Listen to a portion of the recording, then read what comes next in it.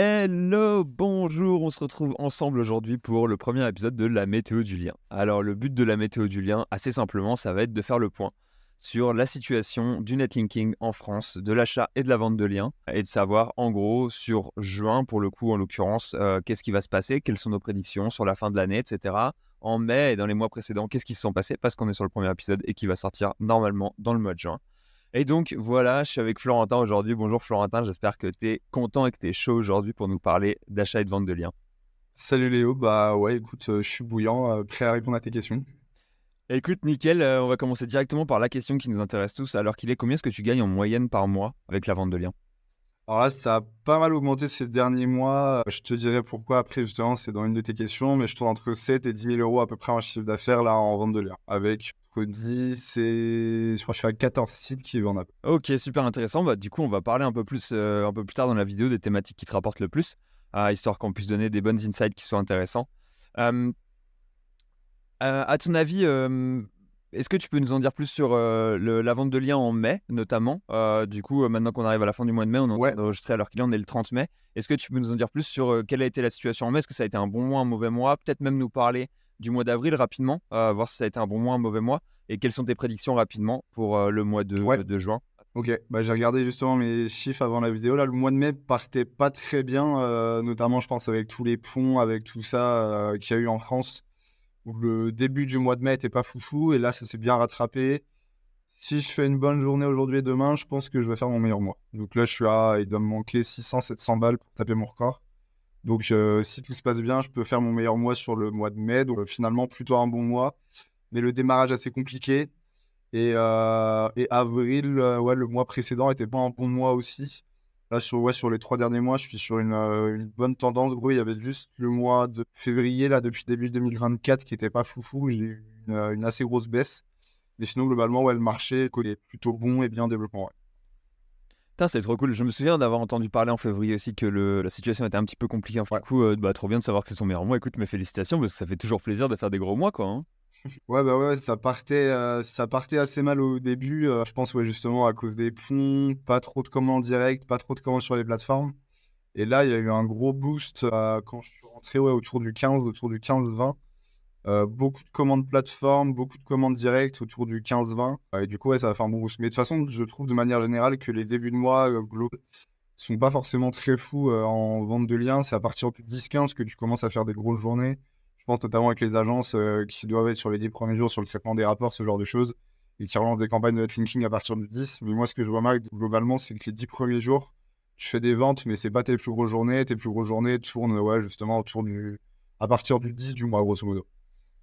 Ok, super intéressant. C'est quoi ton split à la rigueur, alors qu'il est en termes de plateforme vs direct? Tu fais moitié-moitié ou c'est 90-10? J'en ai aucune idée. J'ai pas les pourcentages exacts. Je pense que la louche doit être à 35 direct à peu près et le reste plateforme. Mais je suis quand même, je sens une grosse pause du direct au fur et à mesure. Ok, Et en fait, le c'est direct est en vraiment, train le de direct, c'est grossir bien. vraiment effet. Ouais, le direct, c'est vraiment effet boule de neige où plus tu vends en fait. Parce que tes sites, ils tournent dans des réseaux, les concurrents voient que tu vends, du coup, ils rachètent, ils viennent te contacter, ainsi de suite. Ok, super intéressant. Je pense à ça en direct. Est-ce que tu vends, et même d'ailleurs en général, hein, est-ce que tu vends majoritairement, bah, je suppose que tu vends majoritairement des acteurs français, est-ce que tu vends un peu à l'international aussi? Ouais, enfin, j'ai que des sites français, WhitePress notamment, qui achètent pas mal pour des sites. Que tu vois qui sont en .com avec des rubriques FR ou ce genre de choses. Mais moi, j'ai que des sites sur le marché français en .fr. Si je dois peut-être avoir un .com. Mais c'est que des sites globalement français. Ouais, un petit peu WordPress. Et puis sinon, des acteurs casino qui sont pas forcément sur le marché français, mais qui achètent aussi. Mais sinon, ouais, quand même, la majorité du J'en ai chiffre bien. d'affaires. Ouais, voilà. C'est quoi les types de liens à demander actuellement? Est-ce qu'il y a une demande qui a tendance à arriver depuis, je sais pas, les dernières semaines, les derniers mois, où tu te dis, purée, ça c'est le genre de demande qu'on voyait moins avant, et c'est le genre de demande qu'on voit plus maintenant? J'aurais pu te dire les liens positionnés, mais je trouve pas qu'il y a une tendance en développement ou quoi que ce soit. J'en vends. Mais je sais pas, ça doit représenter une connerie, 15% de mon chiffre d'affaires, je pense. Et c'est plutôt stable. Tu as les liens home, la location de liens un peu, mais c'est pareil, c'est pas non plus gros chiffre d'affaires. Donc vraiment, moi, la majorité des liens que je vends, c'est des articles sponsors sur des nouveaux articles. Ok, ok, classique, ça fait plaisir à entendre. Ah, c'est quoi le prix moyen d'un lien sur ton réseau, sur les sites que tu vends? Est-ce que tu as une très grande variété de diversité dans ton réseau? Ou est-ce qu'on est plutôt sur un prix moyen qui est toujours le même? Justement, j'ai un prix moyen qui est plutôt toujours le même, mais depuis que Bertrand l'avait passé sur les Wizards, j'ai un petit peu échangé avec lui et en fait, je pense que je vends mes spots vraiment pas cher. Donc moi, ma tranche, je vais te dire grosso modo entre 50 et 100 balles. Plus cher évidemment Ok. pour du casino, du CBD, ce genre de choses. Et du coup, parce que j'ai des spots quand même où je suis à 3 000 à 4 000 de trade journalier, tu vois, et tu pouvais m'acheter un lien avec genre du 200-250 RD pour 80 balles. C'était quand même un Ah ouais, bon lien c'est honnête en qui vrai. tombait. Ouais, ouais, c'est des. Franchement, ça a l'air d'être des bons prix pour le coup, ça fait plaisir, Ouais, c'est ça, ça ouais. fait plaisir à voir. Donc là, tu vois, je suis en train de faire une refonte sur le site, là, que niveau design, c'est pas mon point fort non plus, ils sont un peu moches. Et du coup, là, je suis en train de faire un beau site et l'idée, ça va être j'ai 2-3 gros spots comme ça, où l'idée, ça va être peut-être de passer sur des tranches à 150, 180 balles le lien, tu vois. Ok, Tester, en ok, fait, intéressant. Bah, voir si le marché il prend. Et... je suis un grand partisan du premium aussi, donc voilà, je suis très mauvais en design et je te conseille je te conseille d'augmenter tes prix. Je conseille à tout le monde d'augmenter ses prix, je pense que c'est toujours une bonne chose. En termes de prévision un peu, à ton avis, comment est-ce que va évoluer les 3-4 prochains mois en termes d'achat et vente de liens? Est-ce que tu penses qu'il va y avoir des variations qui vont être liées au leak de l'algo qui est sorti ou que tu penses Mhm. qu'on va rester sur la même demande que ce qu'on a actuellement? Comment est-ce que tu penses que ça va varier? Bah, je pense que déjà, vu que potentiellement il y a eu pas mal de ponts, de congés et tout sur mai, il y a sûrement des commandes qui vont être reportées sur juin, juillet. Donc, il y a des chances que ce soit des bons mois les prochains mois. Après, il y a aussi l'été. L'année dernière, je faisais déjà de la vente de liens, mais c'était pas les mêmes chiffres. Donc, j'ai pas trop de prévisions sur s'il y a des baisses de commandes l'été, justement, par rapport aux agences, tout ça. Mais je pense que, enfin, moi, ce que je vois sur les 3 derniers mois, grosso modo, c'est que je suis sur une bonne tendance de développement. Donc pour moi, sur un horizon plutôt court moyen terme, la vente de liens, il y a toujours moyen de faire pas mal de sous. Il y a aussi de plus en plus de clients globalement. Donc le netlinking, ça fonctionne toujours bien. Et justement, beaucoup de personnes qui achètent des liens ont tendance à dire que ça fonctionne, enfin surtout sur le dernier mois et les derniers mois, que les liens ont repris de la patate. Donc pour moi, c'est que du feu vert pour les prochains mois. Ok, excellent. Bah, ça fait plaisir à entendre. C'est vrai que j'ai entendu plusieurs fois chez les Wizards qui trouvaient que Je me souviens de je sais plus qui disait que l'algo qui était censé, l'update qui était censé de dégrader les liens les a boostés finalement. C'était un peu Ouais, la blague c'est ça, ouais. qui tournait. Est-ce que on va pouvoir passer à la question qui nous intéresse le plus, je pense, c'est quoi les thématiques où tu vends le plus toi alors qu'il est? Ok, eh bah, je pense que je vais choquer personne, mais c'est casino, grosso modo. Enfin, là où je fais pas forcément le plus gros volume de commandes, mais c'est là où je fais le plus gros chiffre d'affaires parce que mes prix sont différents enfin, quand je vends du casino, du CBD, du VPN, ce genre de trucs. Fait que j'accepte, ça fait pas très longtemps que j'ai ouvert mon réseau au casino et j'ai ouvert que 3 spots au casino. Et là, je réfléchis à potentiellement ouvrir peut-être l'intégralité de mon réseau. Enfin, faut que je vois parce que j'ai des spots vraiment thématiques autour de la voiture, autour de l'écologie, autour de l'entreprise, ce genre de trucs, business, où j'ai pas forcément envie d'ouvrir au casino, mais c'est vrai que tu as quand même un gros manque à gagner. C'est toi qui me disais, je crois d'ailleurs, la dernière fois que si tu ouvres ton réseau au casino, tu fais forcément une hausse de chiffre d'affaires.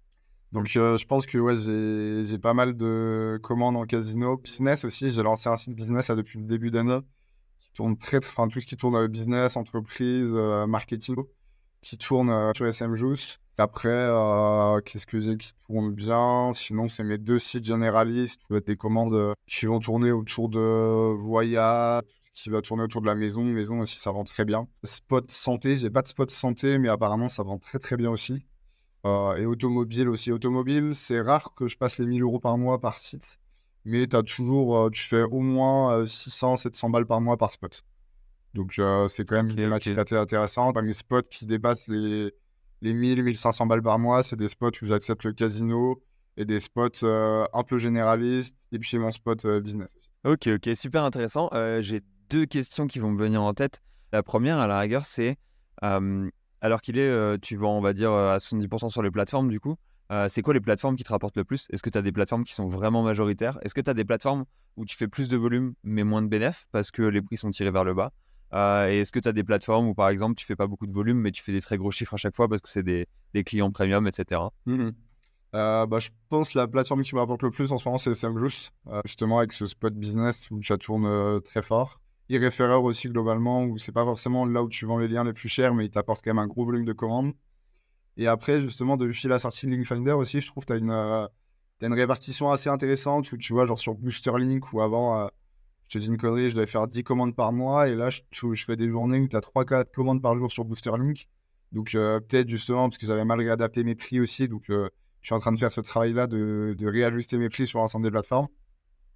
Et si je dois te donner un top 3, grosso modo, ça doit faire Semjuice et Référeur Direct. Je pense, grosso modo, en apport d'affaires, en apport de chiffre d'affaires, en apport de volume de commandes. Et après, tu as toutes les autres plateformes. C'est pas du bonus, mais le cumulé te fait quand même un gros chiffre d'affaires. Mais chaque plateforme, mensuellement, te rapporte pas tant que ça, quoi. Tu as toutes les plateformes Xgarden, Getfluence, WordPress, Next Level, où ça refait un petit peu de vente, mais c'est pas du tout comparable avec ce que ça faisait avant. Qu'est-ce que tu as d'autre comme plateforme? Je vais regarder rapidement mon petit Google Sheet. Rocket Links aussi, où ça fait de la vente. Soumettre aussi, c'est par période, ça prend tout le... Ah oui, et Paper Club aussi, que j'ai oublié, qui vend pas trop mal. Ok, sympa. Et bah, du coup, je voulais te demander aussi, c'est quoi ton avis sur Linkfinder, toi, en tant que vendeur de liens? Parce qu'il y a plusieurs personnes qui ont dit que Linkfinder, pour les vendeurs de liens, ça allait être un peu le tirer les prix vers le bas continuellement, et donc ça allait être un point négatif. Et du coup, je voulais savoir si c'était ton avis ou si tu avais un avis différent sur Linkfinder. Et bah, franchement, non, pas forcément. Je t'avoue, j'étais un peu réticent au début au fait que, bah, justement, les gens allaient tout simplement aller vers la plateforme la moins chère. Du coup, ce qui, nous, potentiellement, allait faire baisser nos chiffres d'affaires. Mais en fait, pas forcément. C'est juste pour moi, à l'éditeur de se réadapter, d'aligner ses prix sur toutes les plateformes et que ça reste cohérent, quoi. Mais je pense que ça a eu un impact quand même parce que le fait, tu vois, vraiment, les commandes sur Boosterlink, je vois pas ce qui a pu faire que ça décolle d'un moment comme ça à l'autre, à part Linkfucker, parce que franchement, ça a coïncidé, quoi. Donc, je pense que c'est assez intéressant pour l'ensemble des plateformes. Et même pour les éditeurs, pour moi, c'est pas un mauvais point. Notre seul travail, c'est juste de s'aligner, d'avoir des prix cohérents sur l'ensemble des plateformes. Et je vois pas ça comme un frein. Au contraire, si ça peut permettre aux acheteurs d'acheter plus rapidement, d'acheter plus, bah, c'est bénéfique pour nous, quoi. Putain, c'est trop marrant de se dire que Linkfinder a mis Boosterlink sur la carte, quoi. Ah, vis-à-vis du futur, des 6 prochains mois, on va dire, est-ce que tu penses qu'il y a des thématiques qui vont se développer fortement dans les 6 prochains mois ou des thématiques qui vont régresser? Et est-ce que tu penses qu'il y a des vagues à prendre qui pourraient être intéressantes pour les vendeurs de liens pour les 6 prochains mois? Je pense que le marché de la vente de liens au niveau des thématiques, ça reste assez global en fait, parce que c'est pas des sites de niche. Quand tu fais de la vente de liens, tu vas vraiment viser une thématique globale, genre l'automobile, la maison, l'écologie, l'énergie, le business, l'entreprise. Donc pour moi, ma strat, moi, c'est plutôt d'avoir des sites, on va dire, thématiques, mais qui restent très globales. Mais j'ai quand même 2 petits sites sur l'écologie là que je vois que ça se développe bien avec du photovoltaïque, avec pas mal d'offres de tout ce qui va tourner autour de l'énergie et tout. Donc je pense que c'est peut-être une thématique à potentiellement travailler dans les prochains mois. Mais globalement, je pense que ça fait longtemps que les thématiques connues, elles sont là, elles vont continuer à être là. Et je pense qu'il faut juste viser plutôt sur avoir des bons sites et un bon volume de sites, plutôt que chercher les bonnes thématiques qui vont se développer, parce que je pense qu'on les connaît. À part s'il y a des nouveaux marchés de fou qui vont se développer, je pense pas qu'il y aura de gros changements par rapport à ça. Ok, ok. Ouais, donc on va rester sur les thématiques qui marchent bien avec peut-être en fait, simplement suivre les tendances marché, quoi. Là où l'écologie est en train de se développer à l'échelle globale nationale, en Ouais, fait, elle se développe aussi en vente de liens parce que le business suit, quoi. C'est intéressant. exactement, ouais. Exactement.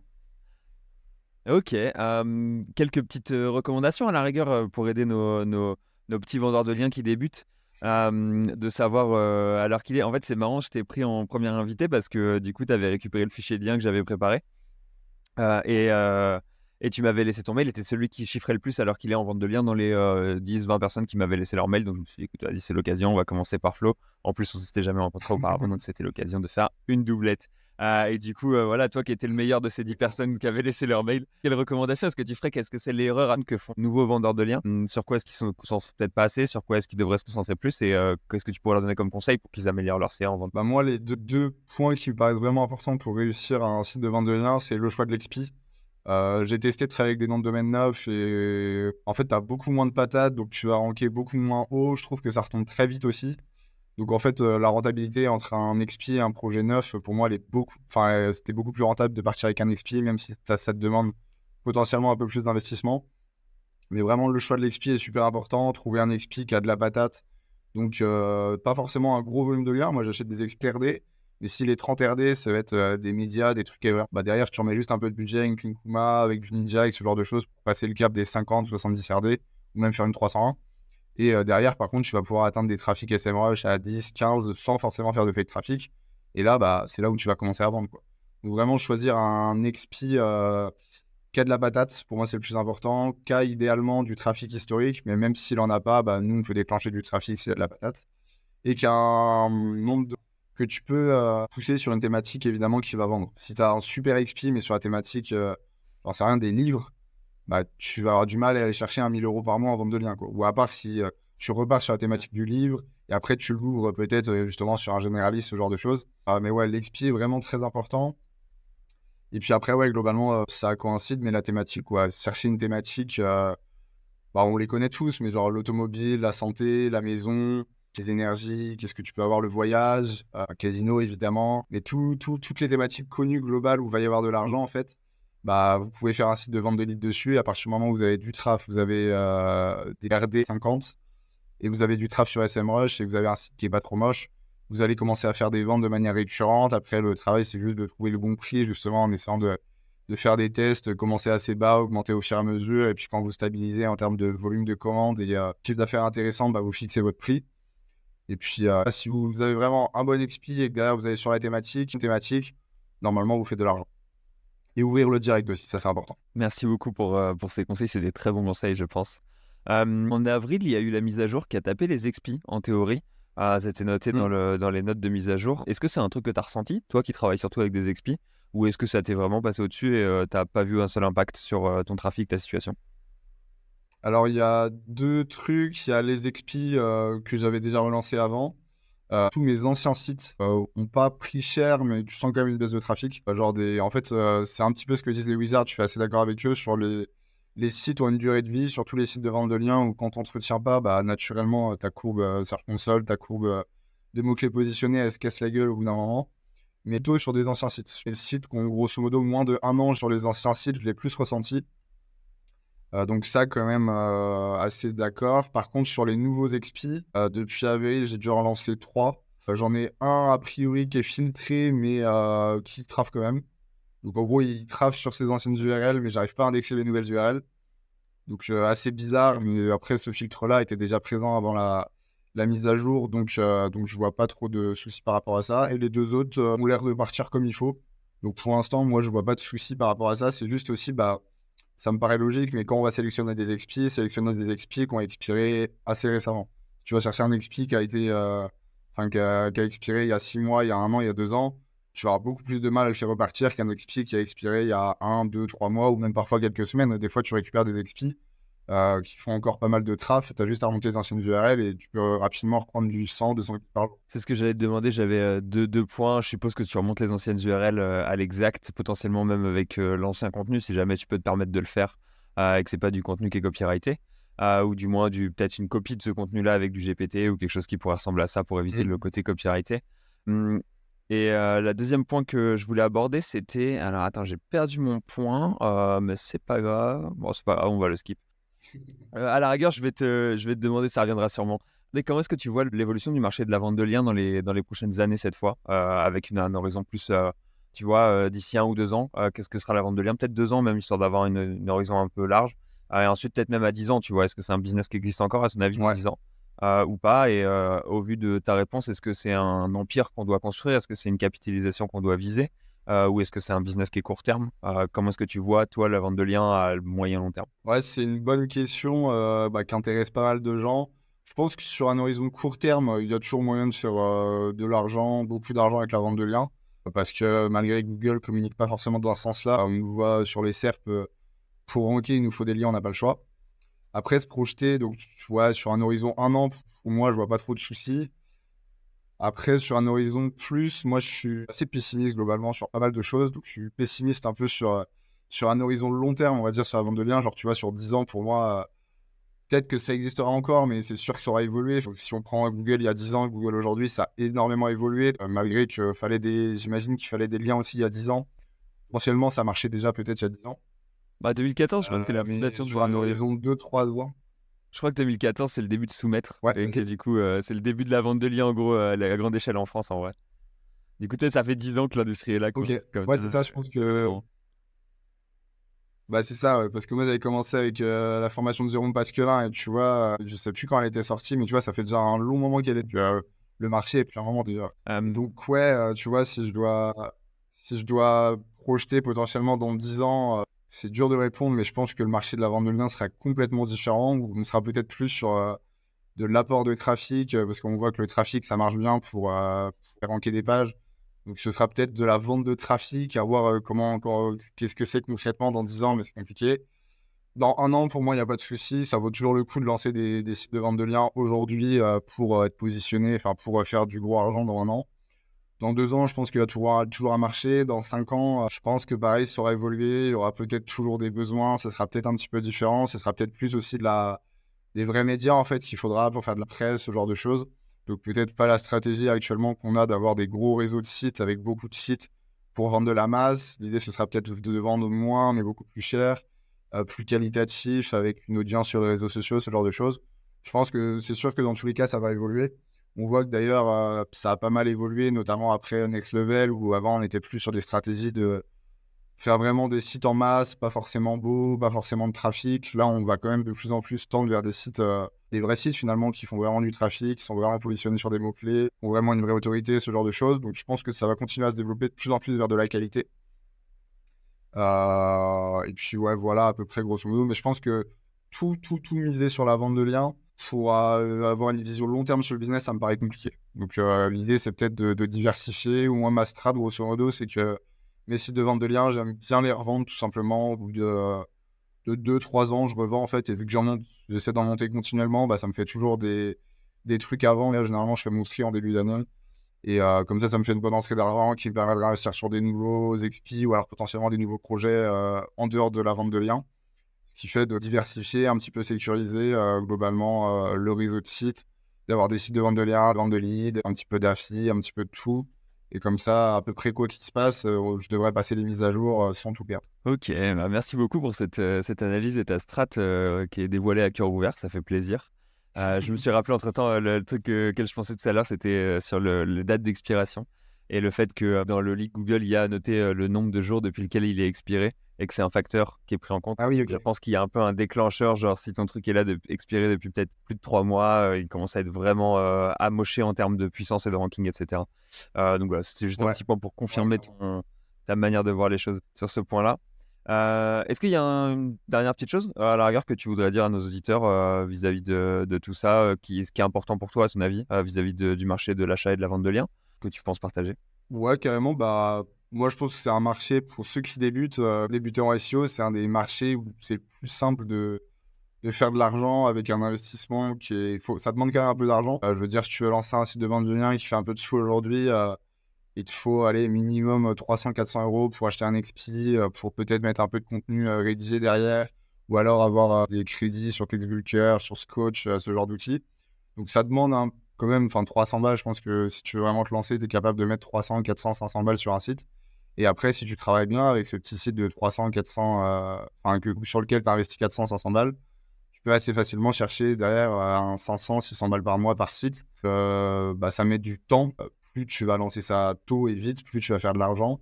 Et après, ça peut te permettre, c'est pas non plus le business model le plus intéressant. Je veux dire, le process, il est simple. Tu vas pas chercher des rues de fou où il faut que tu fasses de l'ATR, de l'achat de traf, où tu as des vraies stratégies. Donc, ça peut être un business intéressant pour commencer, faire un petit peu de sous et investir sur d'autres projets.